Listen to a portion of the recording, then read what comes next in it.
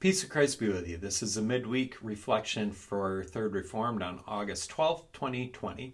I want to thank those of you who reached out to me after last week's reflection, where I talked about this concept from systems theory of self-differentiation, right? Our ability to have a clear sense of self that's not determined by the expectation or evaluation or opinion of others, while still remaining connected to others.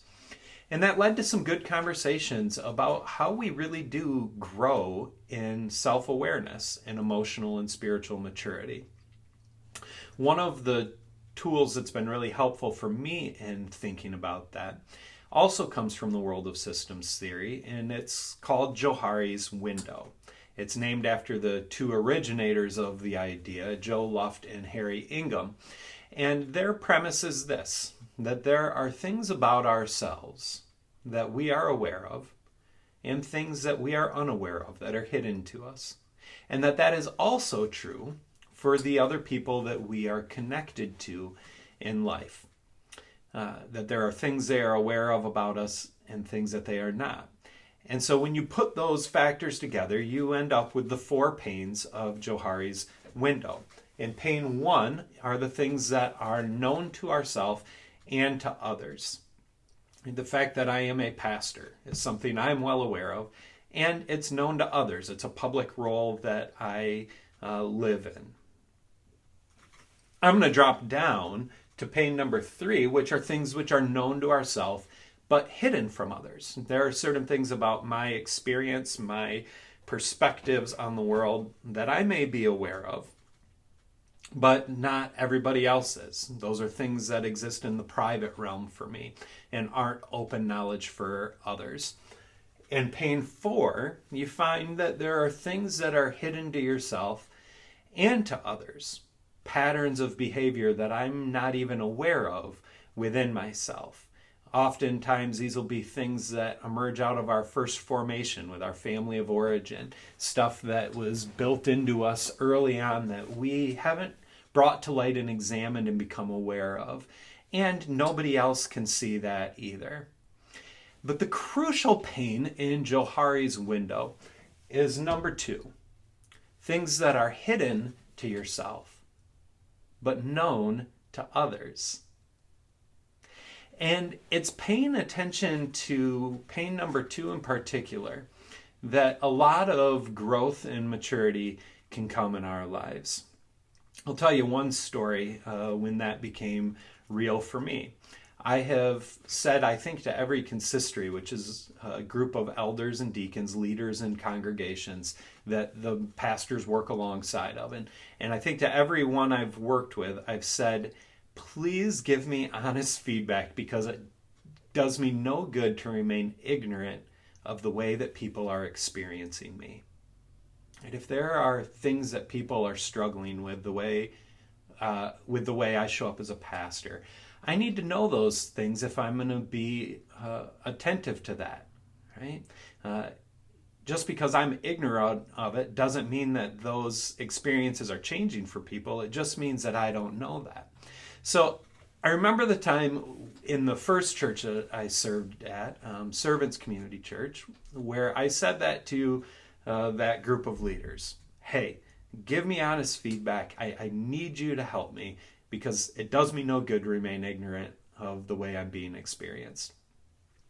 And sure enough, the next day, one of the elders of the church gave me a call and she said, hey, are you in your office? I'd love to just stop in a few minutes. I go, yeah, sure, come on over. And so she sat down in my office and said, here's something that I've noticed. When you are leading a process to make a decision, and you say you don't want your perspective to dominate the room, you want it to be safe space for everybody to share. As we're doing that, when somebody is voicing a perspective that you agree with, you'll often say more about that, and encourage them to think a little more deeply and explain themselves more clearly. But you never do that with people who have a different opinion than you. And I think that creates an environment where people pick up on what you're thinking and shuts them down from sharing their ideas if it's something different. Well, this was a crucial moment for me, right? Because I had invited the kind of feedback that can move things from pain number 2 into pain number 1. And this fantastic person took me up on that invitation. She chose to trust me enough to share something that she had recognized about the way that I lead. And in that moment, right, my initial reaction was to get defensive and to say, wow, what are you talking about? I work so hard to make sure that consistory is a place where it truly is safe to share your perspective and where I think everybody deserves the dignity of having their opinion like heard and validated as we try to make these decisions, and rah, rah, rah, rah, rah, right? All of my hackles go up inside myself. But because I have Joharri's window in the back of my mind, and I truly do believe that if we are going to grow in our sense of identity and self, we have to have that kind of input that can move things from pain 2 or 4 into the pain where it's known to us, that we have to be able to receive that. So I took a deep breath and I said, thank you so much for trusting me with that. Can you think of some specific examples where you've seen that happen and how you think that may have impacted decisions that we made? And she shared a couple of stories about specific decisions that had to been made where she had seen that pattern show up in me. And it was hard for me internally in that moment to set aside that initial impulse towards defensiveness to receive that. But I'm so incredibly grateful that I did. And what I've found over the years is that it's one thing to invite the kind of feedback that would move things from this pain of being hidden to myself but recognized by others into the pain where it's known to self and known to others. That's one thing to invite it. But the important thing is being able to receive it well. And I found that the more you do that, the more it increases people's trust in giving you that feedback. So that, if you're a fairly self-unaware person, Joharri's window for you might look like this, where there are a lot of things that are hidden to you. Some of it is hidden to others as well. Some of it is easily recognizable to others, but not to you.